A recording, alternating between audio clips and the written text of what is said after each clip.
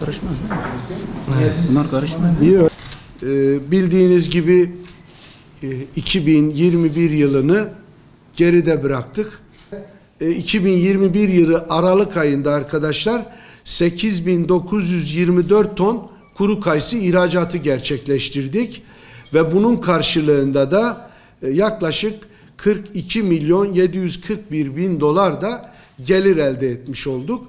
Tabii 2020 yılına göre 2020 yılının Aralık ayına göre hem ihracat miktarımızda bir artış hem de ihracat rakamlarımızda, gelirlerimizde de çok önemli bir artış söz konusu. Bildiğiniz gibi biz her fırsatta 2021 yılının Ağustos ayında koymuş olduğumuz hedef 100.000 ton ihracat ve 500 milyon dolar gelir hedefine doğru da emin adımlarla ilerlediğimizi her fırsatta ifade etmiştik. Son Aralık ayındaki ihracat rakamlarımızın ortalamasının da 5 dolara yakın olduğunu açıkladığımız rakamlarda da ortaya koymuş olacağız. Tabii bizim için en önemli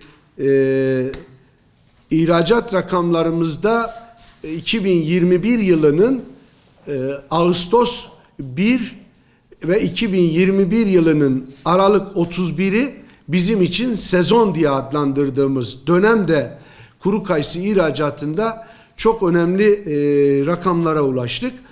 2021 yılının Ağustos ve Aralık ayları içerisindeki 5 aylık dönemde 46.394 ton kuru kayısı ihracatı gerçekleştirdik arkadaşlar.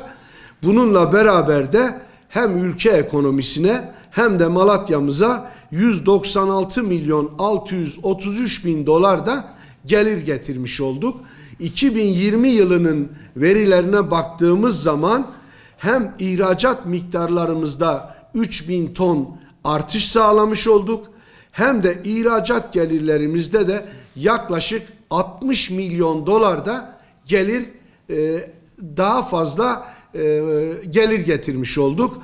Tabii yıl bazında da baktığımız zaman arkadaşlar 2021 yılında toplamda 90.203 ton kuru kayısı ihracatı gerçekleştirmişiz arkadaşlar.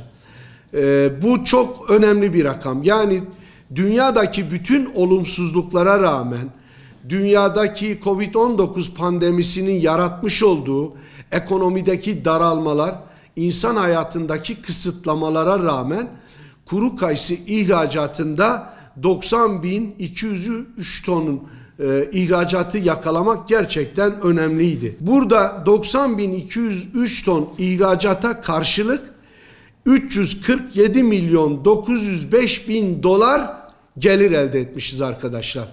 Yani gerçekten son 5 yılın rekorunu kırdık bu yıl. Her yıl yaklaşık 110-115 ülke arasında ihracat gerçekleştiriyoruz. Bu yılda ilk 5 ayda arkadaşlar Ağustos ve Aralık ayı içerisinde Amerika Birleşik Devletleri gene bizim en önemli alıcılarımızdan bir tanesi ve 5.940 ton Amerika Birleşik Devletleri'ne ihracat gerçekleştirdik ve 27.719.000 dolar da gelir elde ettik.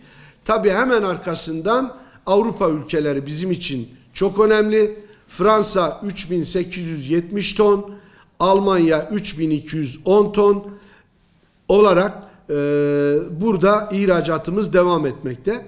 Son 5 yılda 467.862 ton kuru kayısı ihracatı yapmışız. Ve bunun karşılığında da ülke ekonomimize ve Malatya'mıza da 1 milyar 384 milyon dolar gelir elde etmişiz arkadaşlar.